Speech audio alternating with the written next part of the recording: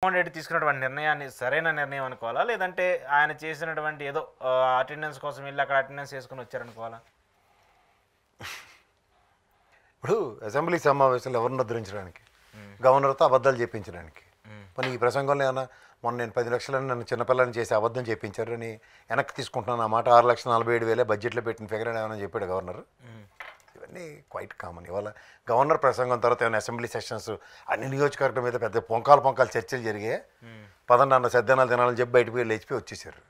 వచ్చి బీఏసీ మీటింగ్లో 15 రోజులు పెట్టుకుందామా 16 రోజులు పెట్టుకుందామా వాళ్ళ ఇష్టమే కదా. దీనికి అడావిడి దేనికి? ఇవాళ అయింది సెక్షన్, ఇవాళ ఏమి ఉండదు, అయిపోయింది కదా. కాగితాలు వేసుకున్నారు, ఏదో గొల్లెట్టారు, వచ్చారు. రేపు బడ్జెట్ పెడతారా? ఎల్లుండి పెడతారు. 2 రోజులు సమయం. ఈ 2 రోజులు ఏముంటుంది? ఏమని చర్చిస్తారు సంబంధిత మినిస్టర్లు? ఎస్, ఈ ఎలక్షన్స్ ఏమున్నాయి అవన్నీ మాట్లాడాలి. నిజమే కదా. ఇప్పుడు జగన్మోహన్ రెడ్డి అనే వ్యక్తి ఉదాహరణకి 164 మనసులు ఉన్న అవతల పక్క టీంకి ఈయన 11తో అపోజిషన్గా నన్ను గుర్తించండి నేను మాట్లాడతాను. ఎందుకు? ప్రజా సమస్యల మీద నిలబడి మాట్లాడడానికి ఒక వెసులుబాటు అడుగుతున్నాడు. అంతకుమించి ఇంకేం లే కదా. ఈ 11 మంది ఎమ్మెల్యేల స్థాయినే మీరు గుర్తిస్తూ ఉన్నారు అనుకోండి, ఇంకా 15 రోజులు పెడతారు. ఈ 164 మంది మెంబర్లు మాట్లాడేసి తిరగబడిపోతే తర్వాత ఆ 11 మంది వెళ్ళి మాట్లాడవచ్చు. ఎందుకంటే వెలుగొండ ప్రాజెక్ట్ ఉంది, ప్రకాశం జిల్లా నుంచి 2 గెలిచారు, శివన్న చంద్రశేఖర్ 2 గెలిచారు. వాళ్ళిద్దరు మాట్లాడడానికి ఛాన్స్ తీసుకోవచ్చు కదా. ఎలక్షన్స్ బడ్జెట్లో పెట్టారు అనుకోండి, వెలుగొండ ప్రాజెక్ట్కి ఇన్ని కోట్లు ఇస్తున్నాం, ఇన్ని ఖర్చు పెట్టి ఇది కంప్లీట్ చేస్తూ ఉంటారు అనుకోండి, లేదా ఆర్ఆర్ ప్యాకేజ్ ఇంత, వాటి మీద చర్చ ఉంటే వాళ్ళు వెళ్తారు. ఇష్యూ బేస్డే కదా. ఇప్పుడు పాల రేట్లు మొన్న అమూల్ది తీసుకొచ్చినప్పుడు 5 రూపాయలు పెంచాం, ఈసారి ఏమైనా తక్కువ ఉందా ఎక్కువ ఉందా? పెద్దిరెడ్డి వెళ్ళి మాట్లాడతారు రోజు పొంగనూరు నుంచి. సత్యనారాయణ గారికి వెసులుబాటు ఏంటంటే అక్కడ ఫ్లోర్ ఆఫ్ ద హౌస్లో అపోజిషన్ లీడర్గా అతన్ని గుర్తించారు, ఉన్నారు కాబట్టి. ఇంకా మిగిలింది ఆడమైన ఎవరు ఇల్లే కదా. ఇప్పుడు అపోజిషన్ ఇవ్వకపోతే 11 నియోజకవర్గం రేపు పొద్దున్న మన ఆరోగ్య శాఖ మంత్రి చెప్పాడు కదా, హాస్టల్ లేవు కాబట్టి ఇయర్ మాకు అకాడమిక్స్ ఇయర్లు. ఈయన 15 రోజుల్లో పులివెందుల సమస్య గురించి మాట్లాడడానికి బడ్జెట్ ఎలక్షన్స్ ఈసారి ఆ హాస్పిటల్కి శాంక్షన్ లేదనుకోండి, ఇలా కలవనిపించి వస్తారు జగన్మోహన్ రెడ్డి. ఎవరికి తెలుసు? మొన్నటిదాకా మాట్లాడుకుంది అసెంబ్లీ బైకట్ చేశాడు రాడని, వచ్చారు లేదా. అలా ఈ 15 రోజుల్లో బడ్జెట్ ప్రవేశపెట్టిన తర్వాత గ్యారంటీగా ఆయన పవర్ పాయింట్ ప్రజెంటేషన్ ఇస్తాడు. మీరు ఒకటి గమనించండి, జగన్మోహన్ రెడ్డి ఇచ్చి పవర్ పాయింట్ ప్రజెంటేషన్లో books of statistics, RBI data, లేదా కాగ్ రిపోర్ట్లో, లేదా కేంద్ర ప్రభుత్వం ప్రవేశపెట్టిన బడ్జెట్లో రాష్ట్ర ప్రభుత్వ బడ్జెట్లతోనే మాట్లాడతాడు. ఇది చంద్రబాబు నాయుడు గారు ఈ తెప్పల బొగోని పేపర్లో వచ్చిన డేటాను పట్టుకుని మాట్లాడతారు. దానికి అథెంటికేషన్ ఉండదు.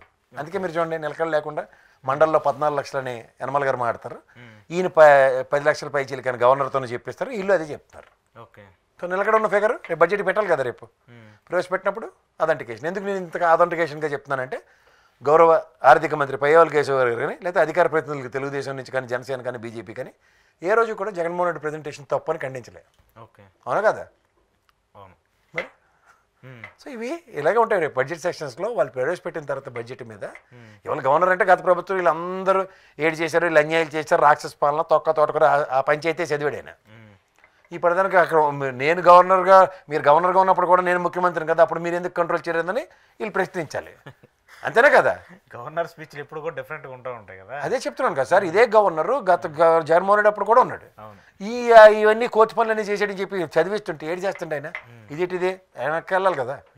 వాళ్ళు 10 లక్షలు అంటే 10 లక్షలు చదివేస్తుండే, 14 అంటే 14 చదివేస్తుండే, వాళ్ళు చెప్పి అబద్ధాలని చదివేసుకుని పోతారు. ఏముంది? సో దీనివల్ల పెద్ద ఒరిగేది ఏం లేదంటే ఏటుంటుంది. ఇవాళ అసెంబ్లీలో అలా గౌతమ్ బుద్ధుల్లో కూర్చొని చేతులు కట్టుకుని జగన్మోహన్ రెడ్డి ఆ గవర్నర్ సోదంతా ఎవరికి ఉపయోగం?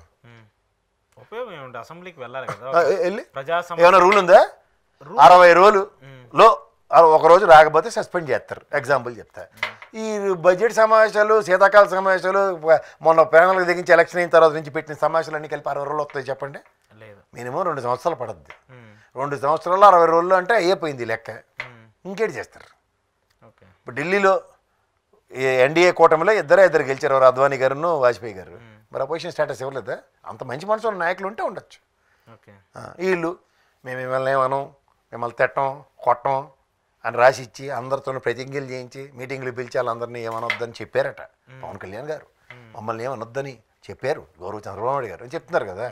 అసలు అలా చెప్పొద్దని పరిస్థితి ఎందుకు వచ్చింది? ద మొనాటమీ, ద లెగసీ ఆఫ్ తెలుగుదేశంలో ఈ మొనాటమీ ఎందుకు బ్రేక్ అవుతుంది? ఇప్పటిదాకా వాళ్ళు ఎప్పుడు అలా లేరు కదా. ఈ టెన్యూర్లో అలా ఉన్నారు. కొత్త రెడ్ బుక్ రాజ్యాంగం, పదజాలాలు మార్చడం, ఏది పడితే అది మాట్లాడండి. ఎందుకంటే బోండమ్మ గారు లాంటి వ్యక్తి ఏదో మాట్లాడిన దానికి కూడా డిఫెన్స్ మెకానిజంతో వాళ్ళు దాన్ని పాసిఫై చేసుకున్న ఉదంతా నాకు తెలుసు.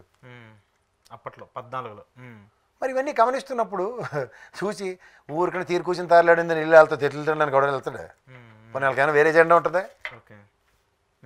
సేమ్ స్టాండర్డ్ ఫామ్లే కదా.